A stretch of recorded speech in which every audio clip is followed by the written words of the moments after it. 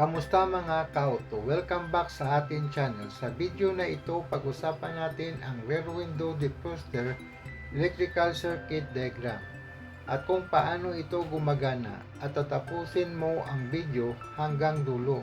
Ang rear window defroster ay isang mahalagang bahagi ng ating sasakyan, lalo na kapag malamig ang panahon.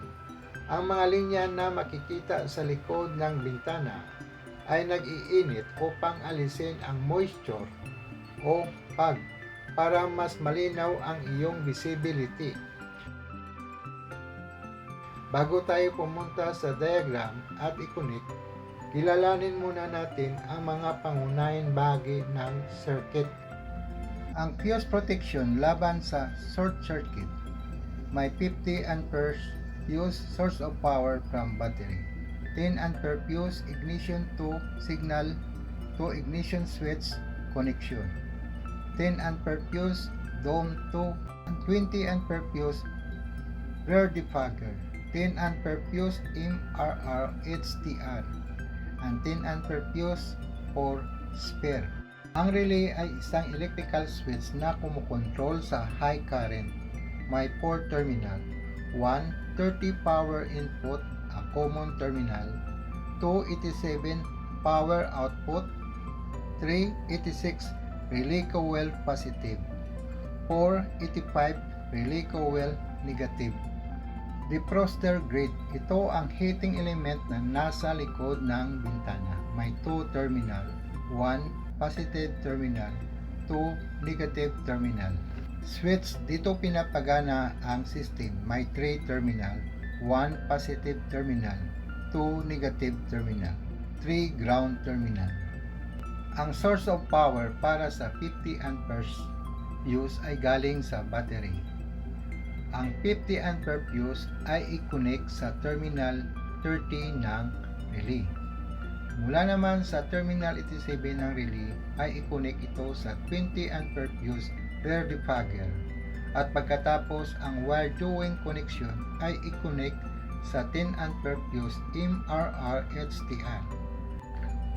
Pagkatapos ang 20 ampere fuse rear defogger ay i-connect sa positive terminal defroster grid.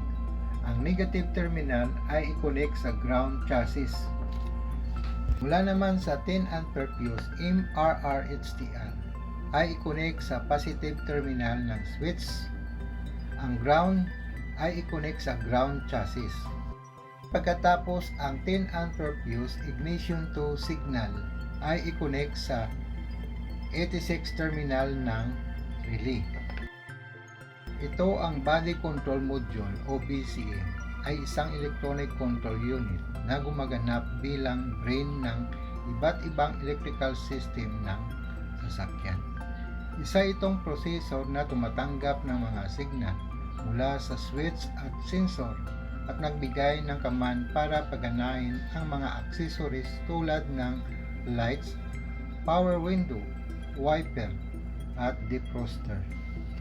Ang negative terminal ng BCM ay i-connect sa terminal ng switch. At pagkatapos ay i-connect rin ang terminal 85 ng relay. Ang 10 ampere fuse dome ay i-connect sa positive terminal ng BCM. Sa video na ito, ipaliwanag natin ang buong circuit diagram ng rear window defroster system.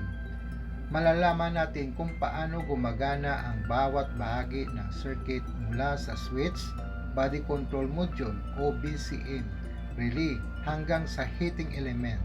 At simulan natin. Kapag pinindot ang switch, magpapadala ito ng signal papunta sa body control module. Ang BCM ay may microcontroller na siyang responsible sa pagproseso sa mga input na pagkontrol ng iba't ibang electrical system ng sasakyan.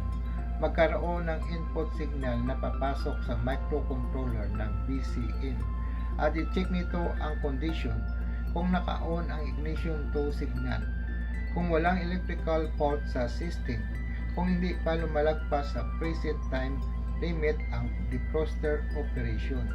Kapag ang lahat na condition ay natugunan, magbibigay ang microcontroller ng output signal upang i-activate ang relay. Magsisilbing switch ito.